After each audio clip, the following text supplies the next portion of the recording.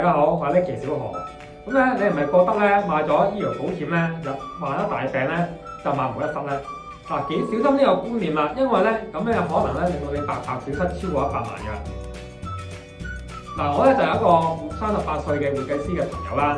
咁咧醫療險咧買得都幾齊嘅喎，但係舊年咧佢唔好彩咧就患咗大腸癌。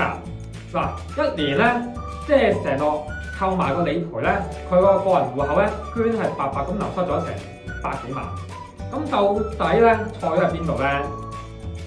嗱，因為咧醫療險咧佢係實報實銷嘅，嗱，即係賠醫院入邊嘅費用嘅啫。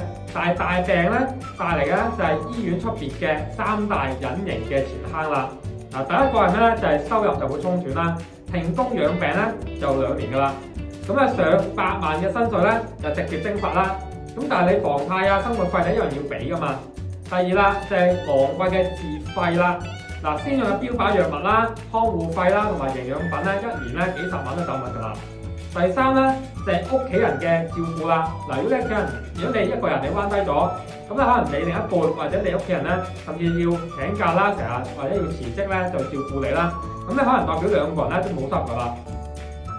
咁咧呢一賠咗呢個100萬咧，其實就係生活停擺嘅代價啦。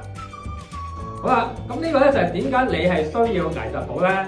嗱，即係確診直接咧就俾一個大額嘅現金你，咁咧當係你2到3年預付嘅薪水啦，咁俾你好安心咁樣去醫病啦，直接咧就守住你嘅資產啦。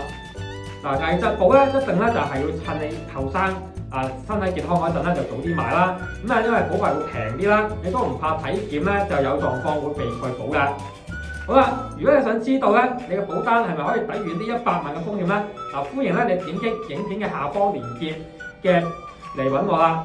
咁啊，或者咧你留言危疾，或者你入群預約1對1免費保單健康檢查同埋危疾嘅規劃諮詢啦。咁咧我會幫你梳理現有嘅保障啦，用最合理嘅預算去幫你同你屋企人咧打造最堅固嘅財務嘅防火牆啦。好啦，如果呢條片係有用嘅咧，咁記得點讚啦，訂閱及鐘仔，就係分享俾你在乎嘅屋企人同埋朋友啦。咁我係 Nicky 小何啦，咁我哋咧下條片再見嘅咯喎，拜拜。